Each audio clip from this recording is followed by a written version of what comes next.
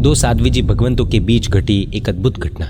आज से लगभग 20 वर्ष पहले की ये घटना है। आज तो अधिकतर श्रावकों के घर में उकाला हुआ पानी यानी कि पक्का पानी नहीं होता है, तो महात्मा पक्के पानी के लिए कई बार आयंबिल भवन चलकर जाते हैं। भयानक गर्मी के दिन थे और एक साध्वी जी भगवंत आयंबिल भवन में उकाला हुआ पानी बौहरने के लिए गए, तो ये देखा कि एक अन्य समुदाय के साध्वी जी भगवंत भी वहाँ पर पक्का पानी बौहर रहे थे। उनका एक घड़ा भर गया और उकाला हुआ पानी खत्म हो गया। अब नया पानी जब तक न बने तब तक करना क्या। तो जो बाद में पधारे थे उन्होंने सोचा कि ये मेरी साध्वी बहन को एक घड़े पानी के लिए फिर से आना पड़ेगा, इसलिए उनसे कह दिया कि साध्वी जी सुनिए, मेरे पास एक घड़ा भरा हुआ ही है और दूसरा वाला भी भरना बाकी है। आप एक काम कीजिए, मेरे पास जो एक घड़ा है पानी का, वो पानी आप ले जाओ, तो आपको फिर से आना नहीं पड़ेगा और मैं बाद में आकर पानी ले जाऊंगी। वो साध्वी जी भगवंत थोड़े दुविधा में आ गए कि क्या करूं। ये साध्वी जी ने फिर से थोड़ा भार देकर कहा तो उन्हें आनंद हुआ और वे मान गए। जैसे ही उन्होंने हाँ कहा तो ये साध्वी जी भगवंत ने अपने घड़े में रहा हुआ एकदम गर्मा गर्म पानी उनके खाली घड़े में डालना शुरू किया। आधा पानी उस घड़े में डाल दिया और अचानक हाथों में से घड़ा छूट गया और धड़ाम करके नीचे गिरा। नीचे गिरने से उसमें रहा हुआ एकदम गर्म धकधकता हुआ पानी उछलकर ये पानी डालने वाले साध्वी जी भगवंत की आंखों में चला गया।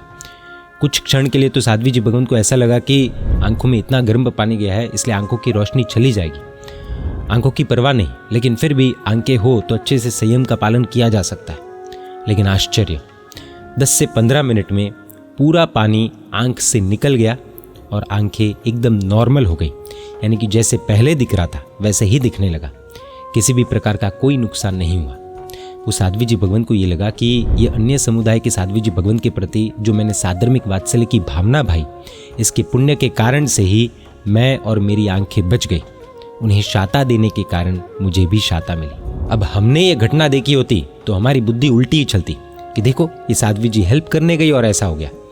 किसी की शत्रुंजय पर हार्ट अटैक के कारण मृत्यु हो जाए, किसी की अगर चरिपालित संघ में मृत्यु हो जाए, तो कुछ लोग तो ऐसा सोचते हैं कि देखो इसलिए संघ में नहीं जाना चाहिए, इसलिए गर्मी में यात्रा नहीं करनी चाहिए, लोग मर जाते हैं। हम दोनों को कनेक्ट कर लेते हैं। हम में से ज़्यादातर लोग बात को उल्टा पकड़ने में माहिर होते हैं, लेकिन ये साध्वी जी ने इस तरह से नहीं सोचा।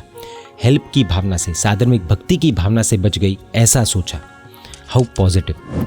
पूज्य साधु साध्वी जी भगवंतों में परस्पर कितना अहोभाव, आदर भाव, सहायकता का भाव होता है, वो ऐसी घटनाओं में स्पष्ट होता है। शास्त्रों में जो सहायता करे वो साधु, ऐसा डेफिनेशन साधु का किया गया है।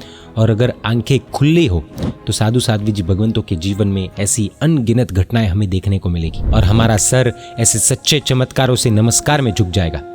चमत्कार कहीं और नहीं बल्कि भीतर के भावों में है। और एक विनंती है, पूज्य साधु साध्वी जी भगवंतों को क्रिटिसाइज करने से पहले कभी ऐसी घटनाओं को मन में लाकर उनकी अनुमोदना को हम प्रायोरिटाइज कर सकते हैं। इसी में हम सच्चे जैन बनेंगे। पूज्य साध्वी जी भगवंत का एक अन्य समुदाय के साध्वी जी भगवंत के प्रति जब ऐसे भाव देखने को मिले तब कहने की इच्छा होती है, धन धन मुनिवर।